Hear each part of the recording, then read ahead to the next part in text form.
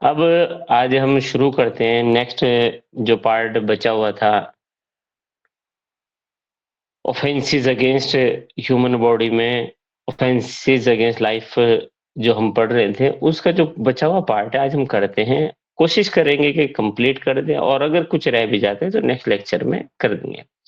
ठीक है, तो चलिए शुरू करते हैं जो लास्ट बचा हुआ पार्ट था। तो जरा सबसे पहले आप सेक्शन 105 एक बार 105 था ना, 105 को हम एक बार फिर से बता देते हैं।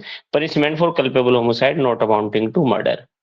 ठीक है, culpable homicide not amounting to murder की पनिशमेंट हम फिर बता देते हैं। तो याद रखिएगा इसमें बस पनिशमेंट दी गई कि अगर कोई पर्सन सेक्शन 100 में कोई ऑफेंस करता है culpable homicide not amounting to murder तो कितनी सजा है। देखिए 103 में जो सजा दी गई है वो दी गई है, जो पनिशमेंट दी गई है वो 101 की दी गई है। 100 की जो पनिशमेंट दी गई है वो दी गई है 105 में। ठीक है, अब जरा 106 बताइए। Causing death by negligence, causing death by negligence बताइए, पढ़िए सेक्शन 106। याद रखिएगा बीएनएस में रिफॉर्म हुआ है सेक्शन में। अगर आईपीसी की कंपैरिजन में इसको उठा के देखेंगे तो it has become more strict than it was mentioned under section 304A of IPC. जो 304A आईपीसी था उससे ज्यादा स्ट्रिक्ट हो गया यहाँ पर सेक्शन 106। बताइए Section 106. Whoever causes death of any person causing death by negligence. 1. Whoever causes death by any person by doing any rash or negligent act not amounting to culpable homicide shall be रुक punished. जाइए, पहले तो underline कीजिएगा। देखिए हमने कहा whoever causes death, death होती है तो क्या होगा, डेथ नहीं होगी तो क्या होगा। नेग्लिजेंस एक्ट दो तरीके के हैं। नेग्लिजेंस एक्ट में अगर डेथ होगी तो what will happen if death will not cause, hurt is cause, grievous hurt is cause, life in danger होती है तो क्या क्या, सबकी अलग अलग पनिशमेंट है। समझ रहे हैं आप। अगर डेथ कॉज होती है, death is a graver form where a person acting negligently और रैशलेसली, रैशलेस एक्ट कर रहा है या नेग्लिजेंट एक्ट कर रहा है, उसमें किसी की डेथ कॉज होती है तो क्या होगा, पढ़ दीजिए फिर से। हाँ जी, clause 1. Whoever causes death of any person by doing any rash or negligent act not amounting to culpable homicide culpable homicide नहीं है, जी याद रखिएगा कल्पेबल होमिसाइड नहीं है। Next, shall be shall be punished with either with imprisonment of either description for a term which may extend to 5 years and shall also be liable to fine. याद रखिएगा यहाँ पर पहले इंडियन पिनल कोड में ये 2 years था, अब कितना हो गया 5 इयर्स। और क्या हो गया, shall also be liable to fine, fine भी होगा। यहां से ऐड किया गया है कि क्या क्या चीज अब ऐड की गई बीएनएस में, बताइए। एंड जी, and if such act is done by a registered medical practitioner while performing medical procedure he shall be punished with imprisonment of either description for a term which may extend to 2 years and shall also be liable to fine. समझ रहे हैं आप। where a person who is a medical practitioner and the medical expert and the medical practitioner who commits any negligent act, negligent. अब आपने देखा होगा there is a hospital, hospital में क्या होता है कि ऐसे ऐसे एक, जैसे रैक देख रहे, ऐसे रैक से इंजेक्शन उठाया, उसको फोड़ा, सिरिंज में भरा, लगा दिया, ऐसे उठाया, लगाया, भर दिया। यहाँ पर क्वेश्चन पूछा गया है कि sir whether a doctor may be held criminally liable for any negligent act by them, क्या क्रिमिनल लाइबिलिटी हो सकती है कि नहीं हो सकती। अब एक डॉक्टर है who is not a doctor, who did not have any MBBS degree, लेकिन ऑपरेशन कर रहे हैं। किस इंस्ट्रूमेंट से ऑपरेशन कर रहे हैं, जिससे सब्जियां काटी जाती हैं, उनसे वो ऑपरेशन कर रहे हैं। Then he shall be criminally liable. याद रखिए ये सुप्रीम कोर्ट की रूलिंग है। कोर्ट ने कहा कि this is a very negligent act by the person.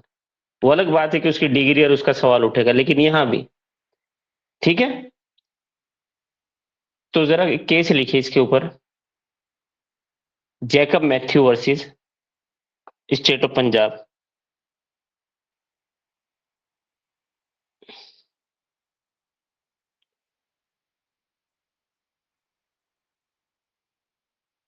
In this case, Supreme Court has held that Jacob Matthew versus State of Punjab. In this case, Supreme Court has held that the medical practitioner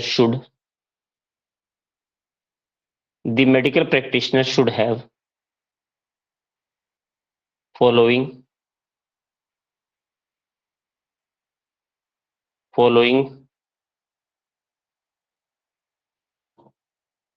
qualifications. Number one,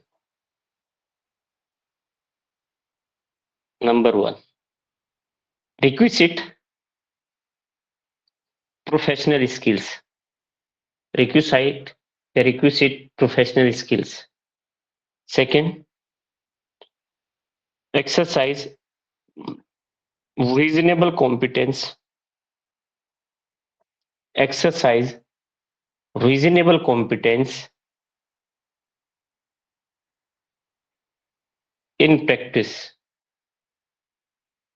समझ रहे हैं? देखिए, court ने कहा कि उनके requisite professional skills होनी चाहिए, रीजनेबल कॉम्पिटेंस होनी चाहिए। There must be a reasonable competence होनी चाहिए। ऐसा नहीं है कि आपको कॉम्पिटेंसी आपकी है नहीं, then you are performing the operation, you are not the surgeon. आप सर्जन नहीं, फिर भी आप जो है ऑपरेशन परफॉर्म कर रहे हैं। ठीक है। एक इसमें लीडिंग एक और नया केस आया था, अमरी वर्सेस स्टेट। देख लेना, कैपिटल में AMRI, AMRI versus state of West Bengal है शायद, देख लेना। इसमें भी जो है जैकब मैथ्यू की रूलिंग को अपहेल्ड किया गया था। Jacob Mathew versus state of Punjab की रूलिंग को AMRI versus state of West Bengal वाला। क्लियर? जनरली BNS से पहले the medical practitioner who was negligent at his part, he was not held criminally liable, but after passing of the Bharatiya Nyaya Sanhita 2023, the medical practitioner may be held criminally liable. Compensation दिया जाता था, समझ रहे हैं आप? Compensation award किया जाता था under the law of torts.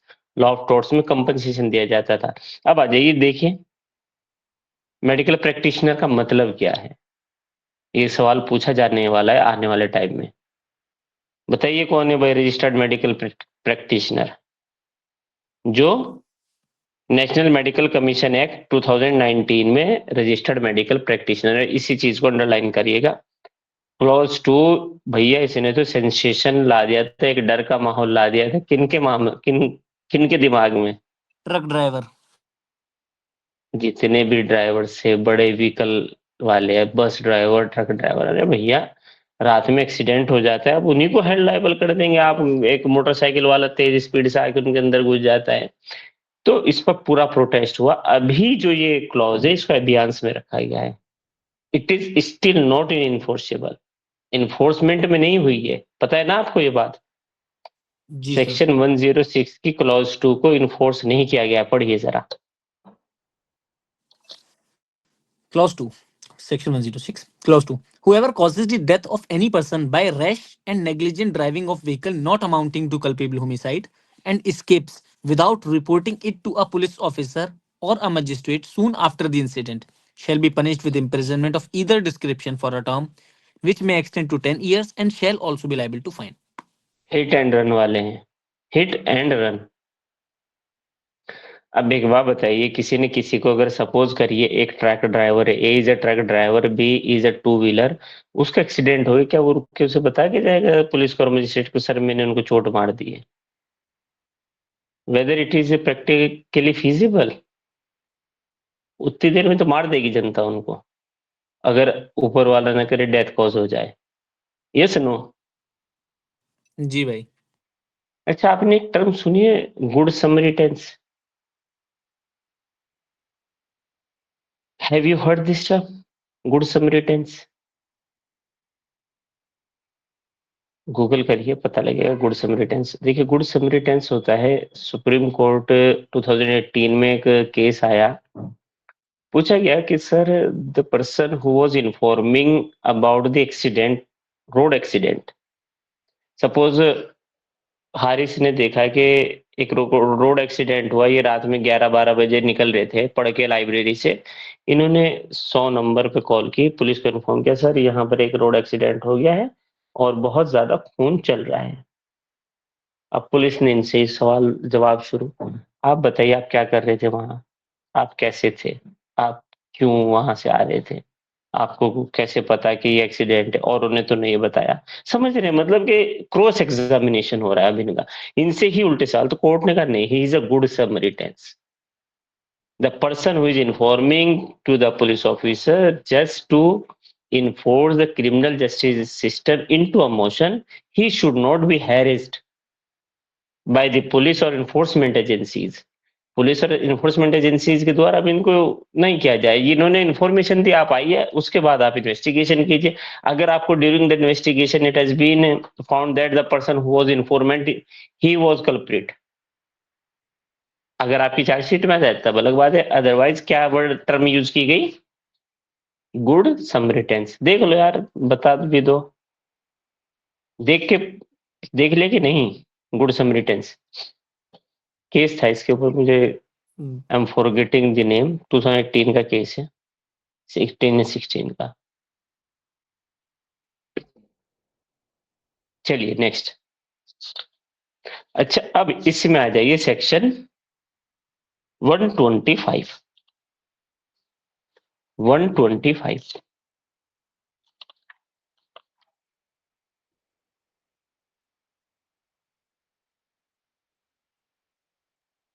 पढ़ दीजिए।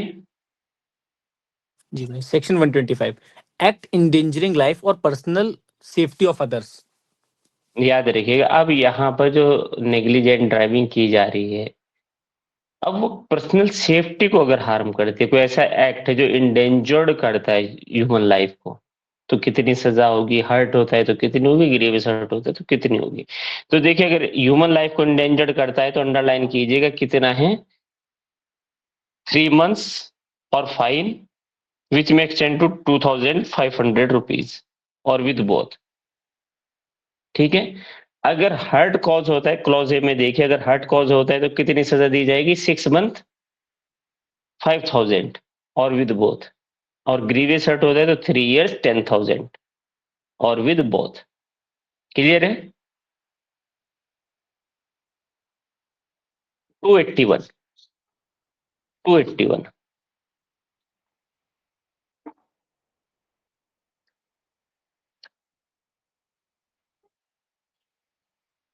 281 पढ़िए। Section 281, rash driving or riding on a public way. Whoever hmm, drives any vehicle or rides on any public way in manner so rash or negligent as to endanger human life or to be likely to cause hurt or injury or to any other person shall be punished with imprisonment for of either description for a term which may extend to 6 months or with fine which may extend to 1,000 rupees or with both. अच्छा, how it is different from section 106 clause A? भाई वहां पर death how cause it हो is, रही थी, वहां death cause हो रही थी, यहाँ पर डेथ कॉज नहीं हो रही है। समझ रहे हैं आप? वहां पर डेथ कॉज हो रही थी, यहां पर डेथ कॉज नहीं हो रही है। क्लियर है बात? वहां पर डेथ कॉज हो रही है, यहाँ पर डेथ कॉज नहीं हो रही। डेथ कॉज नहीं होगी तो कितनी सजा होगी, 6 month और फाइन। क्लियर है बात? अब आ जाइए बैक टू वेदास, सेक्शन 107। सेक्शन 107 जो हमने पीछे सेक्शन पढ़ा है 26, अब जरा उसी का थोड़ा 36, उसी का थोड़ा सा देखते हैं। क्या अगर उन पर्सन को अबेट किया जाता है, या जो हमने सेक्शन 46 में जो अबेटर है किसी ऐसे पर्सन को अबेट्स करता है whose act is not an offense, if the person abets any person whose act is not an offense ऐसे ही पर्सन को अगर वो अबेट करता है और इसलिए अबेट करता है कि उनकी डेथ कॉज हो जाए, then what will happen? Then what will happen? तो चलिए हम शुरू करते हैं सेक्शन 107। पढ़िए जल्दी से भाई। सेक्शन अच्छा, 107। जितना बता रहे हैं उससे ज्यादा की जरूरत नहीं है, कभी दिमाग चलाओ कि ये कम पढ़ाया है, ये ज्यादा पढ़ाया है। जब इसके बाद तुम्हारा नहीं होगा तब बताना, इससे ज्यादा की जरूरत नहीं होगी, जितना बताएंगे। पढ़िए।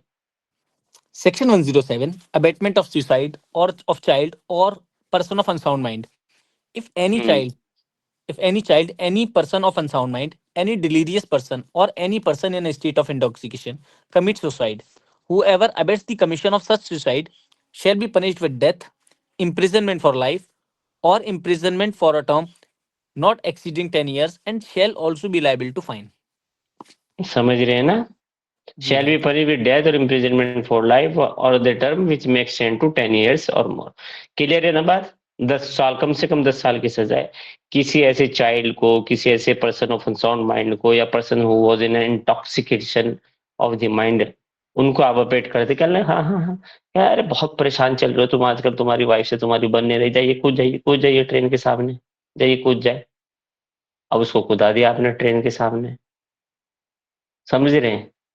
कहने लगे यार लाइफ तो बहुत खराब है, बस जिंदगी दुनिया में जीना ही क्या है, क्या दुनिया है, सब धोखेबाज यार। उसको, बच्चे को एकदम उसका माइंड ब्रेन वॉश करने के बाद आप उसको जो है, अब वो कह रहे जीना बेटा पास वास जब बन नहीं पाओगे, बहुत मुश्किल है, कितने इंटरव्यू दे चुके, कहाँ हो पा रहा है, होगा ही नहीं, तुम्हारा तो हो ही नहीं सकता, तुम्हारी राइटिंग खराब है, कहाँ कर पाओगे, कुछ हो ही नहीं पाएगा तुम्हारा, तुम्हारी लाइफ अब हो गया अब वो रूम पहुंचा, रूम पे सीधा फंदा लगा दिया। समझ रहे हैं आप? यही है, बहुत सजा है, 10 साल है कम से कम। आइए, abetment of suicide, abetment of suicide next Section 1. पढ़िए। Section 108, abatement of suicide. If any person commits suicide, whoever abets the commission of such suicide shall be punished with imprisonment of either description for a term which may extend to 10 years and shall also be liable to fine. चलिए, अच्छा एक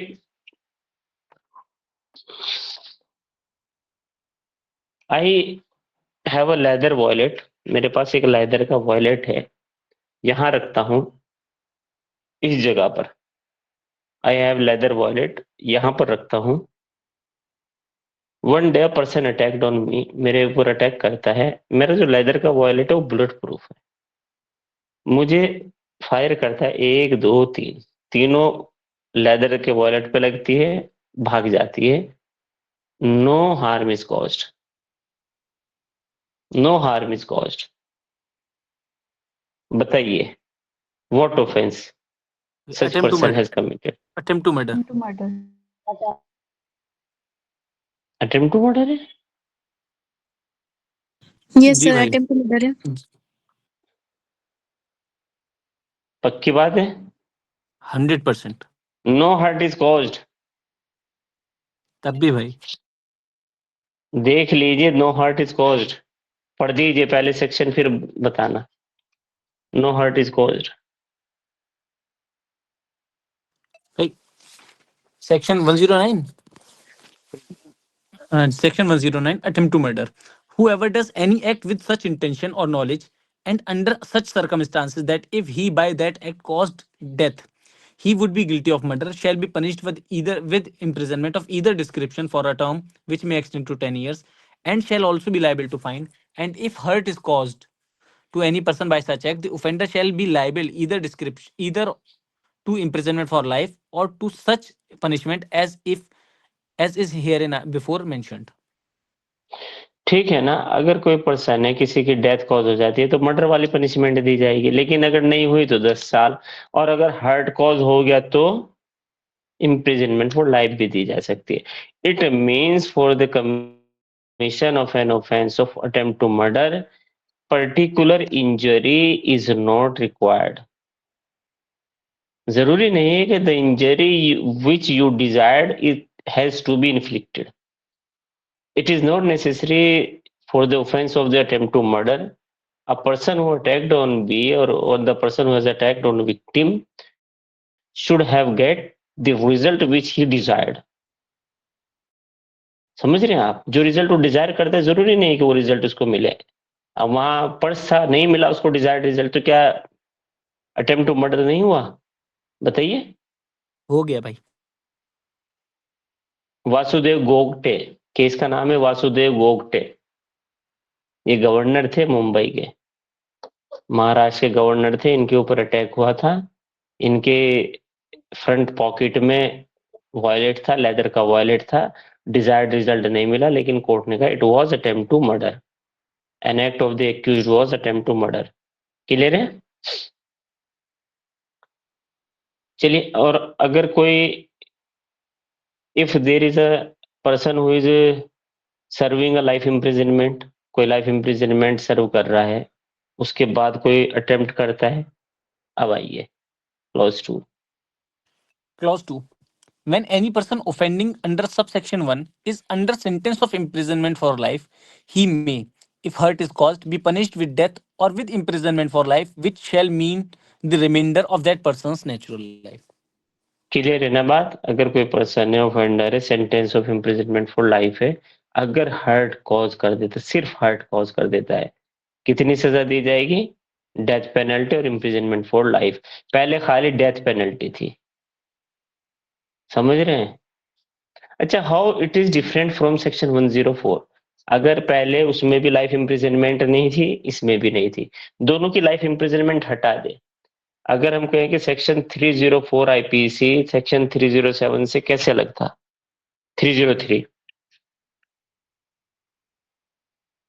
हारिस, क्यों 303 को strike down किया गया था, इसको नहीं किया गया था? क्यों, जबकि सेम सेम प्रोविजन है? Tazeen, anyone?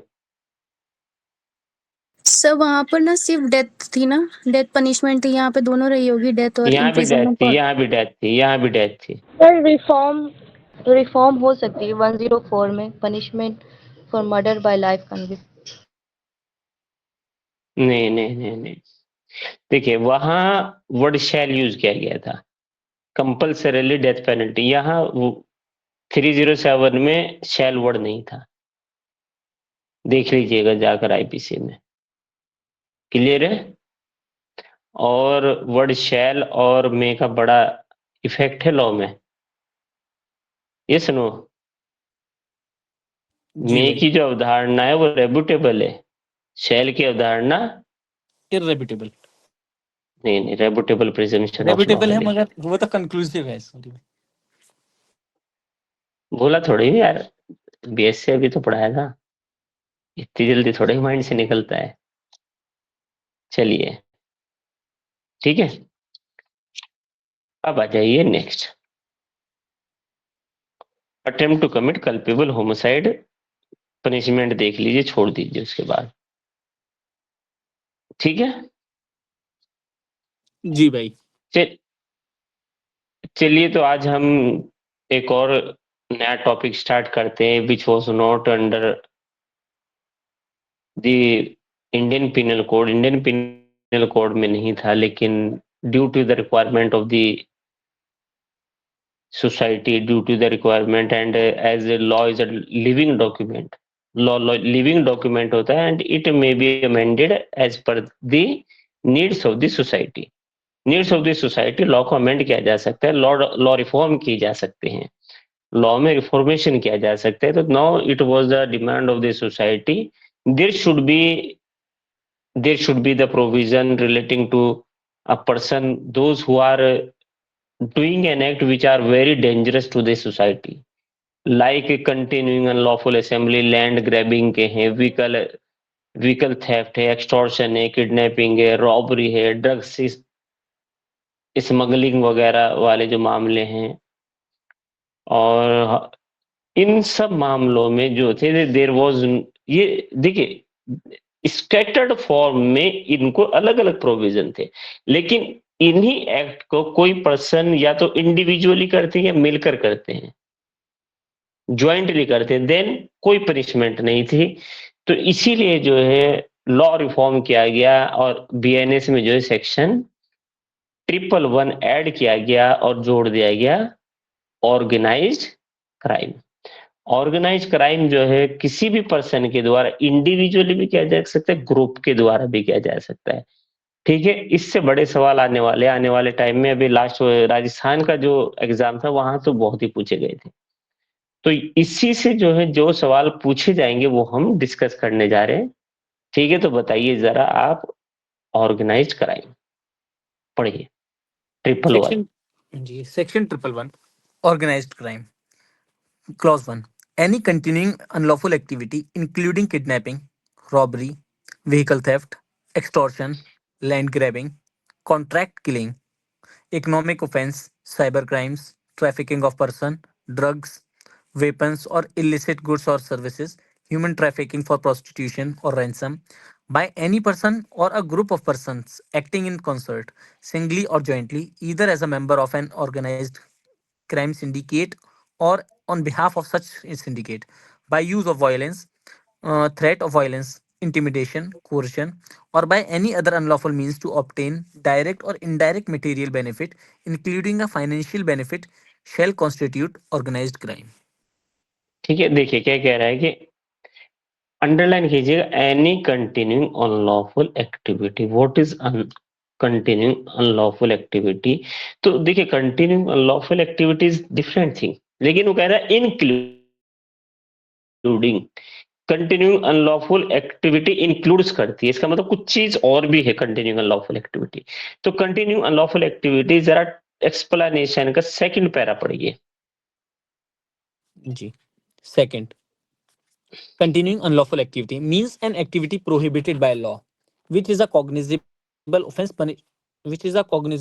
punishable with imprisonment of 3 years or more, undertaken by any person either singly or jointly as a member of an organized crime syndicate or on behalf of such syndicate, in respect of which more than one charge sheets have been filed before a competent court within the preceding period of 10 years, and that court has taken cognizance of such offense and includes economic offense.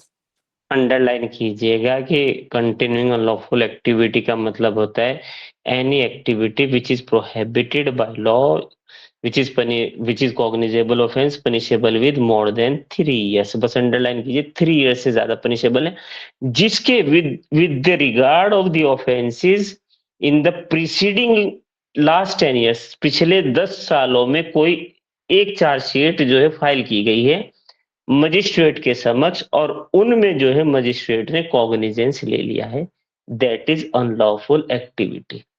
Clear है बात?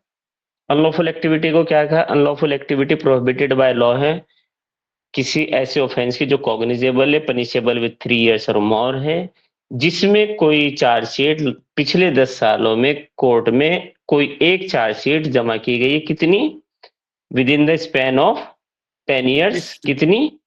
more than one charge sheet have been filed before the court upon which the court has taken a cognizance under section 213 of BNS। है ना? Clear है?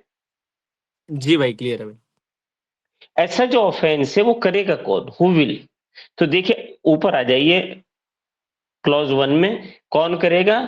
Any person और group of persons, either a person singly or jointly by form of groups।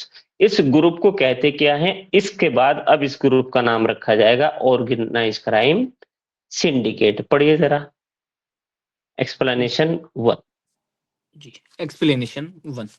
Organized crime syndicate means a group of 2 or more persons who, acting either singly or jointly as a syndicate or gang, indulge in any continuing unlawful activity. कौन है organise syndicate? कौन है? तो इन्होंने कहा organise syndicate का मतलब है कोई ग्रुप है, कोई गैंग है जिसमें 2 से ज्यादा पर्सन होते हैं। उस ग्रुप के अंडर या तो कोई पर्सन सिंगली काम करता है या ज्वाइंटली करता है। समझ रहे हैं ना आप? सिंगली भी कर सकता है और ज्वाइंटली भी कर सकता है, जिसमें अनलॉफुल एक्टिविटी इंडल्ज होती है। और अनलॉफुल एक्टिविटी तो वो है जो 3 साल से ज्यादा के लिए पनिशेबल है, कॉग्निजेबल ऑफेंस होता है। जिस मामले में 10 साल से ज्यादा पिछले 10 सालों में 1 से ज्यादा चार्जशीट कोर्ट या मजिस्ट्रेट के समक्ष पेश की जा चुकी है, जिसपे कोर्ट कॉग्निजेंस ले चुके हैं। Yes no? Yes. It includes economic offences. Economic offences भी आते हैं। अब इकोनॉमिक ऑफेंसेस से आपको पता लग जाता है पैसे वाली बात होगी कोई ना कोई। तो इकोनॉमिक ऑफेंसेस क्या होते हैं देख लीजिए। सेक्शन वो explanation 3 economic offences. Economic offence includes criminal breach of trust, forgery, counterfeiting of currency notes, bank notes, government stamps, hawala transaction, mass marketing fraud, or running any scheme to defraud several persons or doing any act in manner with a view to defraud any bank or financial institution or any other institution or organization for obtaining monetary benefits in any form. समझ रहे हैं आप? कोई भी CBT किया गया, criminal breach of trust किया गया, काउंटरफिटिंग करेंसी नोट्स किया गया, गवर्नमेंट स्टाम्प है, हवाला ट्रांजैक्शन है, मार्केटिंग फ्रॉड है, रनिंग स्कीम्स याद रखिए। ये रनिंग स्कीम्स याद है ना, कुछ स्कीम्स चलाते हैं कि इतने पे इतना पैसा मिलेगा, लक्ष्मी चिट जो फंड। जुआ खेलते हैं, आईपीएल पे जो पूरा वो चलता है, यही है वहां। इसीलिए जो है अब ड्रीम 11 को बैन कर दिया गया इंडिया में। Yes no? नेक्स्ट अब आ जाइए, अगर कोई पनिशमेंट कितनी होगी। अब देखिए आने वाले टाइम में पनिशमेंट भी पूछी जाएगी। अगर क्लॉज 2 आ जाइए, ऑर्गेनाइज क्राइम करने में अगर किसी की डेथ रिजल्ट होती है, if the death is resulted in consequence of the commission of organise crime, तो सजा कितनी होगी और अदर मामले में कितनी होगी। तो पहले clause 2A। Section 111 clause 2 subclause A. If such offense has resulted in the death of any person, be punished with death or imprisonment for life, and shall also be liable to fine, which shall not be less than 10 lakh rupees. याद रखिएगा, अगर organise crime करने में death हो जाती है तो कितनी सजा दी जाएगी? डेथ, इम्प्रिजनमेंट फॉर लाइफ, और लिख लीजिए बराबर में फाइन 10 लाख रुपए। किसी और मामले में मिनिमम 5 साल सजा, जो लाइफ इम्प्रिजनमेंट जा सकती है, और फाइन 5 लाख। ठीक है? अगर कोई पर्सन अबेट करता है, अटेम्प्ट करता है, कॉन्स्पिरेसी करता है और नोइंगली फैसिलिटेट करता है for the commission of organise crime, clause 3 में देखिए, फैसिलिटेट करता है ऐसे उसके लिए, तो कितनी मिनिमम सजा होगी? 5 साल, जो इम्प्रिजनमेंट फॉर लाइफ तक जा सकती है, और मैक्सिमम इम्प्रिजनमेंट फॉर लाइफ, और फाइन 5 लाख रुपए, 5 लाख। नेक्स्ट पढ़िए। By clause 4. क्लॉज 4 पढ़ दीजिए। Clause 4. Any person who is a member of an organized crime syndicate shall be punished with imprisonment for a term which shall not be less than 5 years, but which may extend to imprisonment for life, and shall also be liable to fine, which shall not be less than 5 lakh rupees. ठीक है ना? Same है। अगर कोई बताया ऊपर कि कोई अटेम्प्ट करता है और कोई सिंडिकेट, कोई जो है ऑर्गेनाइज क्राइम का मेंबर है, ऑर्गेनाइज क्राइम सिंडिकेट का मेंबर है, तो उसकी सजा कितनी होगी? सेम होगी, 5 साल, लाइफ और 5 लाख रुपीज। सही है? अगर कोई पर्सन हार्बर करता है ऐसे पर्सन को, those who have committed the organise crime, अगर the person harboring to the offender who are the accused of committing the organized crime, उनकी सजा कितनी होगी? तो कितनी होगी? 3 years which may extend to life imprisonment, or shall also be liable to fine of 5 lakh rupees. Yes, no? Yes. Proviso पढ़िए इसका 5 का, तब मजा आएगा। Provided that this subsection shall not apply to any case in which the harbor or concealment is by the spouse of the offender.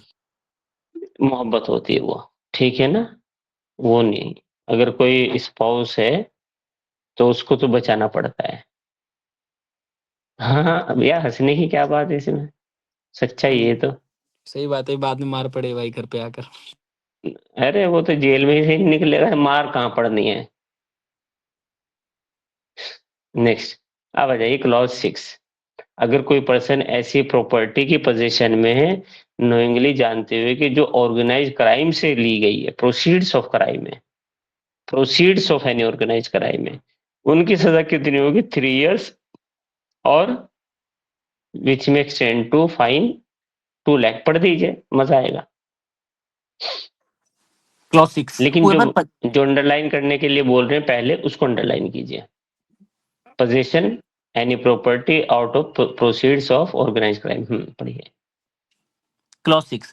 Whoever possesses any property derived or obtained from the commission of an organized crime or proceeds of any organized crime or which has been acquired through the organized crime shall be punished with imprisonment for a term which shall not be less than 3 years, but which may extend to imprisonment for life, and shall also be liable to fine, which shall not be less than 2 lakh rupees. Clear है ना बात? जी भाई। और अगर कोई on behalf of the member of organise crime के किसी प्रॉपर्टी के पोजीशन में है तो वेदर मूवेबल इमूवेबल, यहाँ भी 3 years एंड विच में एक्सटेंड टू 10 years और फाइन 1 लाख रुपए। क्लियर है बात? जी भाई। पेटी ऑर्गेनाइज क्राइम, पेटी ऑर्गेनाइज क्राइम। देखिए ये सवाल है ना, ऑर्गेनाइज क्राइम, पेटी ऑर्गेनाइज क्राइम, यहाँ से अगर पूछी जाएगी तो सजाएं बहुत बड़ी पूछी जाएंगी। यहाँ से पूछा जाएगा कि अनलॉफुल एक्टिविटी क्या होता है, यहाँ से पूछा जाएगा कि ऑर्गेनाइज क्राइम में क्या सिंगल भी पर्सन कर सकता है? कर सकता है। बात तो ऑर्गेनाइज हो गई ऑर्गेनाइजेशन की, लेकिन कॉमन इंटेंशन, कॉमन ऑब्जेक्ट में क्या सिंगल पर्सन नहीं कर सकता? कर सकता है। Next 112। Section 112, petty organized crime. Whoever being a member of a group or gang, either singly or jointly, commits any act of theft, snatching, cheating, unauthorized selling of tickets, unauthorized betting or gambling, selling of public examination question paper, or any other similar criminal act is said to commit the petty organized crime.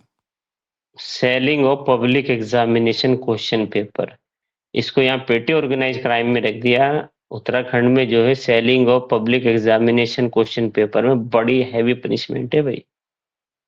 एक act बनाया है उन्होंने, उसमें बड़ी heavy punishment रखी है। समझ रहे हैं आप? नेक्स्ट पढ़िए, कितनी सजा दी जाएगी? जी। क्लॉज 2, एक्सप्लेनेशन पढ़ूं भाई? थेफ्ट बताएगा कि थेफ्ट क्या है। थेफ्ट क्या है? थेफ्ट जो है trick theft, theft from vehicle, dwelling house, business premises, cargo theft, pickpocketing theft, through card skimming, shoplifting theft और ऑटोमेटेड टेलर मशीन से चोरी, एटीएम। पनिशमेंट कितनी होगी? 1 साल, 7 साल और फाइन। ठीक है भाई ये वाला पब्लिक एग्जामिनेशन क्वेश्चन पेपर वाला इन्होंने मतलब गलत डाल दी, शायद लग रहा है कि यहाँ पर नहीं डालना चाहिए था। वो तो एक मतलब बड़ा ऑफेंस है ना भाई। अभी अगर आप जो है सिंडिकेट ऑर्गेनाइज क्राइम को लिटरली डिक्शनरी में देखेंगे तो वहां आपको मिलेगा मेंबर ऑफ ग्रुप और गैंग। समझ रहे हैं आप? चलिए अब आ जाइए सेक्शन 113, सेक्शन टेररिस्ट एक्ट। आज हो गया शायद दिल्ली में रेड फोर्ट के आसपास ना।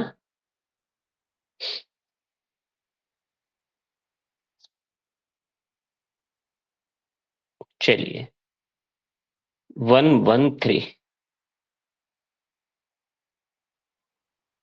Section 113, Terrorist Act.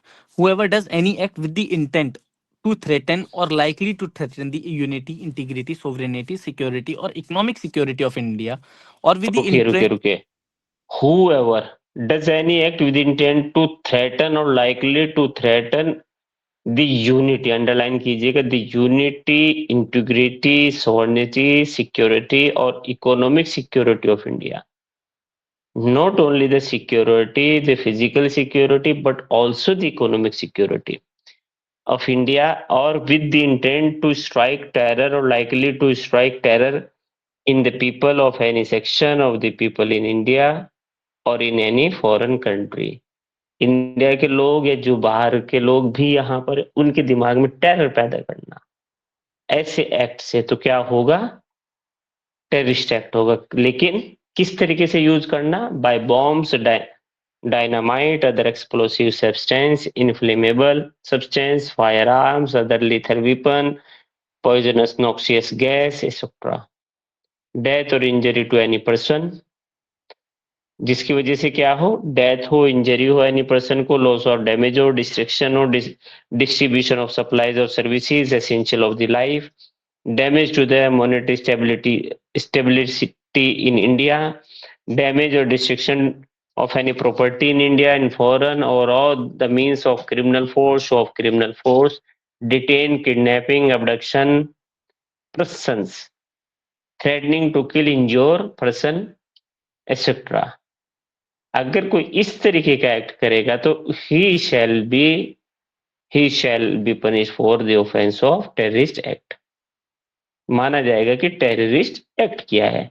तो जरा पनिशमेंट बताइए टेररिस्ट एक्ट की क्लॉज 2 में। अगर डेथ हो जाती है ऐसे एक्ट से तो क्या होगी, और अदर केसेस में क्या होगी, बताएं।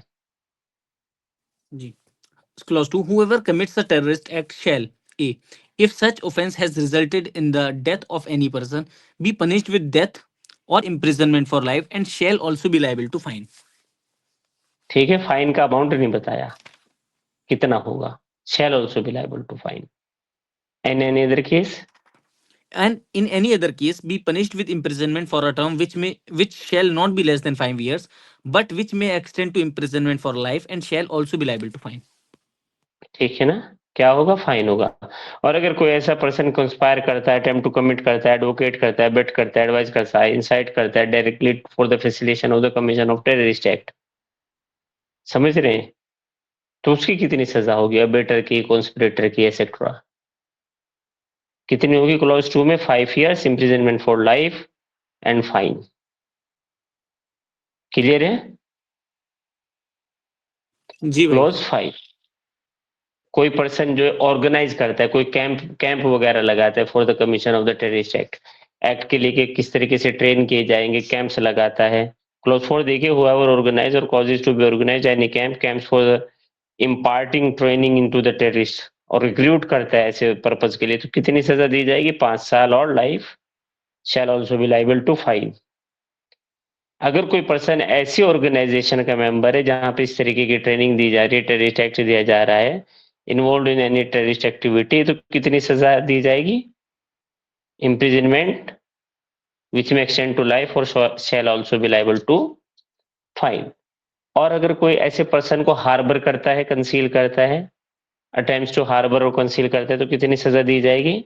मिनिमम 3 years क्लॉज 6 में, और life and shall also be liable to fine.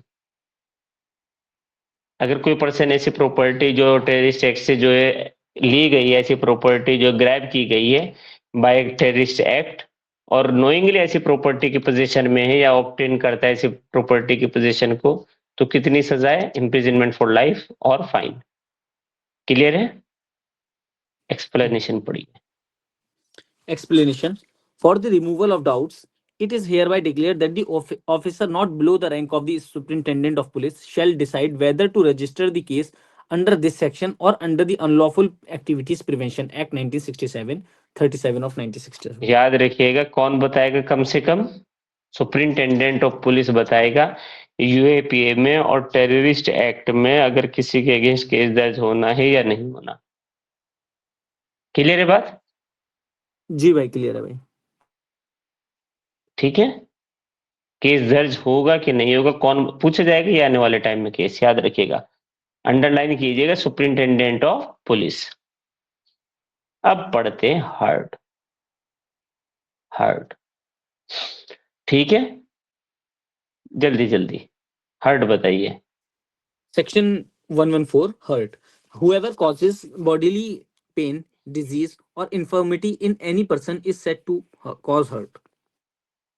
Whoever causes bodily pain, disease, infirmity cause करता है तो क्या माना जाएगा? He said to cause hurt.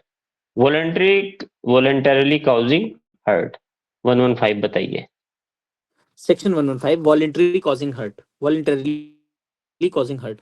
Whoever does any act with the intention of thereby causing hurt to any person or with the knowledge that he is likely thereby to cause hurt to any person and does thereby cause hurt to any person is said voluntarily causing hurt.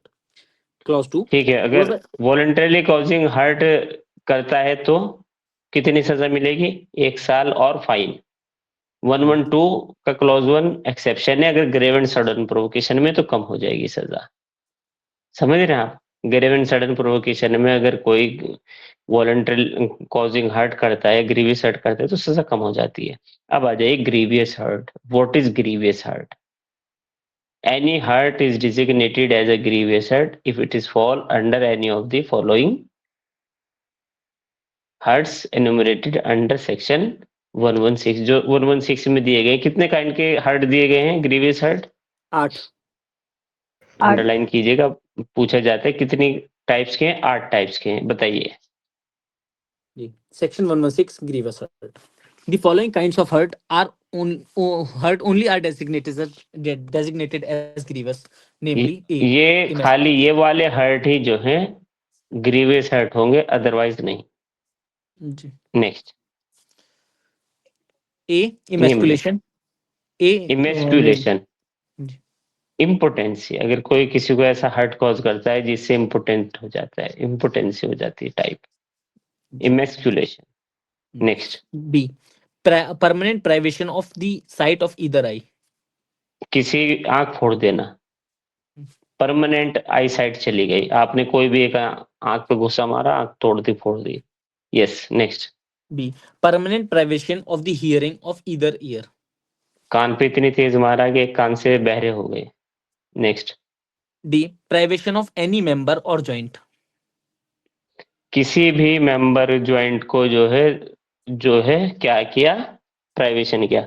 अच्छा, underline कीजिएगा, एक बार पूछा गया था, हम भी गलती करके आए थे, यहाँ वर्ड परमानेंट नहीं है। In case of the member of joint, समझ रहे हैं आप? परमानेंट में तो अलग हो जाएगा ना, समझ रहे हैं कि नहीं? क्योंकि कोई इंजरी जिसमें 20 दिन, अब तो 15 दिन कर दिया, 15 दिन तक हर्ट हो, वो ग्रीवियस हर्ट होती है। सपोज आपने कोहनी पे मारा, एल्बो पे मारा, एल्बो टूट गई, आपने प्लास्टर कराया, 20 दिन आप ऐसे करे घूमे, फिर सही हो गए, चलो। अब इस पे इतनी तेज मारा कि टूट के लटक ही गया, अब ये नहीं, तब ग्रीवियस नहीं, तब ज्यादा। समझ रहे हैं ना आप? यहाँ वर्ड परमानेंट यूज नहीं किया गया है, समझ रहे हैं? खाली तोड़ देना, हाथ को तोड़ देना भी ग्रीवियस हर्ट आता है, ऐसा नहीं कि उसको माजूर कर दें, फिर तो वो और ज्यादा उसमें आ जाएगा कि impairing a person. Next, E. Destruction or permanent impairing of the powers of any member or joint. अपने किसी के हाथ की किसी भी पावर को इतना ज्यादा इंजरी कॉज कर देना, बॉडली इंजरी कॉज कर देना, जिससे उसके हाथ की पावर ही चली गई। Next. F. Permanent disfiguration of the head or face. ऐसा मारा कि दांत टूट गया, चला गया, ऐसा मारा कि मुंह हो गया। नेक्स्ट। जी। हाँ, जी। पढ़िए। जी। F. Sorry, G. Fracture or dislocation of a bone or tooth. Fracture कर देना, dislocation of bone tooth. H. Any hurt which endangers life or which causes the sufferer to be during the space of 15 days in severe bodily pain or unable to follow his ordinary pursuits. Clear है बात? 15 जी दिन है, पहले ये कितना था? 20 दिन था आईपीसी में, यहाँ 15 दिन कर दिया गया। अगर कोई वॉलंटरली कॉजिंग ग्रीवियस हर्ट करता है तो उसकी सजा कितनी है? Clause 2, 117 clause 2। जी 117 क्लॉज 7 ईयर और लाइबल टू फाइन, अंडरलाइन कीजिएगा, 7 ईयर और liable to fine, 7 year liable to fine. अगर कोई पर्सन जो है अंडर सबसेक्शन 1 जो ग्रीवियस हर्ट कॉज कर रहा है, उस ग्रीवियस हर्ट कॉज करने से जो है परमानेंट डिसेबिलिटी आ गई, परमानेंट डिसेबिलिटी आ गई या persistent vegetative state of mind में चला गया। समझ रहे हैं आप बात? यह भी ऐड किया गया, परमानेंट डिसेबिलिटी आ गई, या जैसे आपने कहा ना कि हाथ तोड़ देना, लेकिन वो परमानेंटली, ये तब तब ज्यादा घोर उपति कारित की है। तो ऐसी घोर उपति के लिए क्या होगा? What will be the punishment? Rigorous imprisonment for the term which shall not less than 10 years or which may extend to imprisonment for life and shall also be liable to fine. Yes, no? जी भाई। अच्छा, अगर कोई ऐसा grievous hurt जो है कोई member of group of 5 और more person करते हैं, देन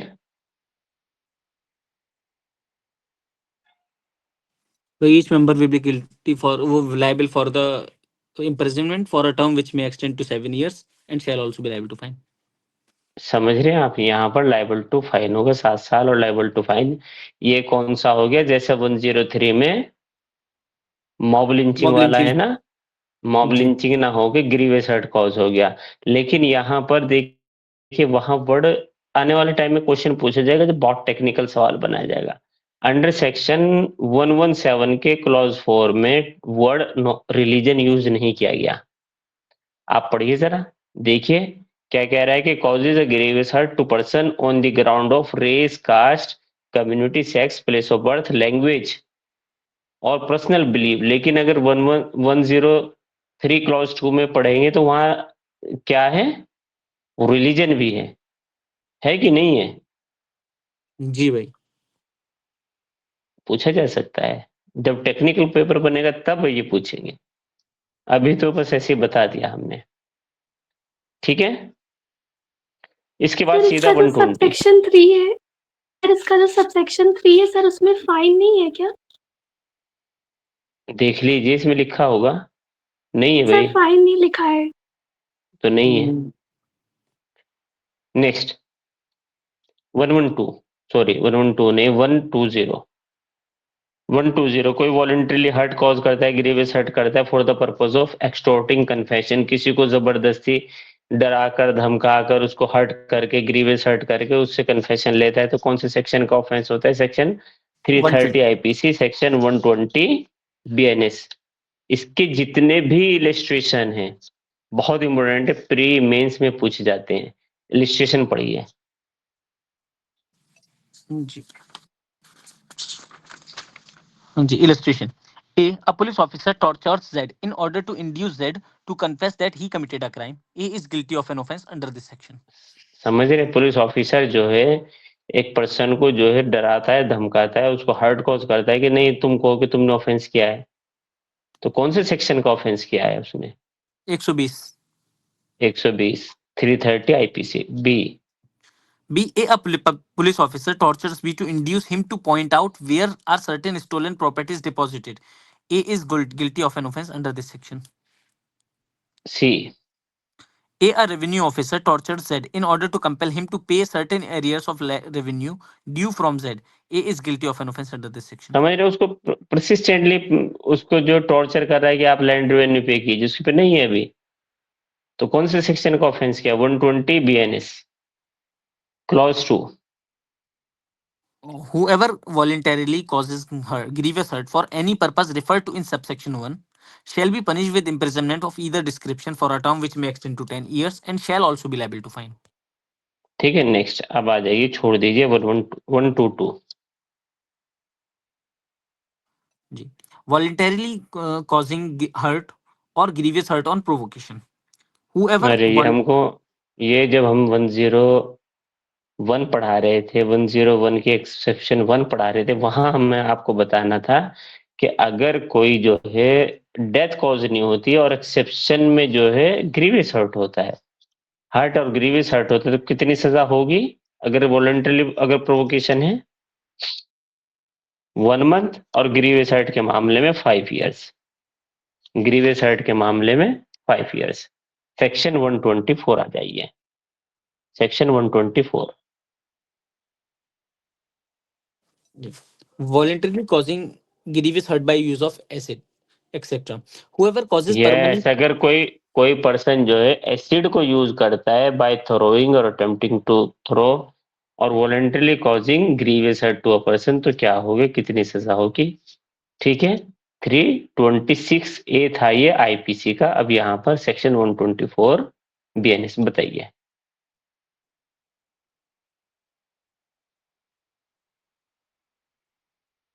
बताइए, पढ़िए। जी सॉरी भाई, वो माइक ऑन करना भूल। Voluntary causing grievous hurt by use of acid etcetera. 1. Whoever causes permanent or partial damage or deformity to, or burns or maims or disfigures or disables any part or parts of the body of a person, or causes grievous hurt by throwing acid or on administering acid to that person, or by using any other means with the intention of causing or with the knowledge that he is likely to cause such injury or hurt, or causes a person to be in permanent vegetative state, shall be punished with imprisonment of either description for a term which shall not be less than 10 years, but which may extend to imprisonment for life, and shall also और end अगर with कोई fine. ऐसा attempt करता है जिससे कि कोई deformity हो, बर्न्स हो, मेम्स हो, डिसफिगर हो जाए या डिसेबल हो जाए any part of the body, तब कितनी सजा है? 5 साल, जो एक्सटेंड हो सकती है 7 साल तक। क्लियर है? अच्छा, where a person has thrown acid on a victim, इसको जो है एसिड ऑफ द विक्टिम, तो इसके लिए केस आया था। केस लिखिए, Lakshmi versus Union of India. Lakshmi versus Union of India, which have been followed by in another case परिवर्तन Kendra versus Union of India. Parivartan Kendra versus Union of India, इस केस में जो है सवाल ये आया था कि those who are the victim of the acid attack whether they will be treated as a person with physical disability, क्या पर्सन विद डिसेबिलिटी ट्रीट किए जाएंगे कि नहीं किए जाएंगे? सुप्रीम कोर्ट ने डायरेक्ट किया, the person who are the victim of the acid attack should be treated as person with disability, person with disability, PWD. Clear है? पहला case Laxmi versus Union of India, second case Parivartan Kendra versus Union of India 2015। Clear? Sir ji. Sir जैसे कोई किसी के ऊपर acid throw करता है पर वो लड़की बच जाती है, तो फिर वो सर 124 के सबसेक्शन 2 में फॉल करेगा? नहीं नहीं नहीं नहीं नहीं, ये वो थोड़ा, ये तो एसिड अटैक से कि यहाँ कहाँ लिखा है कि पहली क्लॉज में मौत होती है? बताइए कहाँ लिखा है इन्होंने सर मौत हो मतलब जाए? नहीं नहीं, डेथ की बात नहीं है, जैसे कि किसी अटेम्प्ट, के ऊपर। अरे सुनिए, अटेम्प्ट का मतलब है कि वो अपने उसमें कामयाब ही नहीं हो पाया मिशन में। समझ रहे हैं आप? The person who has attempted to throw the acid upon a person, अब यहाँ पर जो है जब वो एसिड को थ्रो कर रहा था, एसिड थ्रो करने में सपोज फेस पे थ्रो कर रहा था, वो ऐसे बच गई, एसिड पीछे से निकल गया, तो अटेम्प्ट हुआ कि नहीं हुआ? Yes sir. Though no injury has been cause to the person, बस यही मतलब है। ठीक है, चलिए अब नेक्स्ट पार्ट जो बचाए हैं of wrongful restraint and wrongful confinement, हम ये कल पढ़ेंगे। किसी का कोई क्वेश्चन हो तो यू मे आस्क, अदरवाइज हम नेक्स्ट क्लास में मिलते हैं आपको कल। तब तक के लिए धन्यवाद।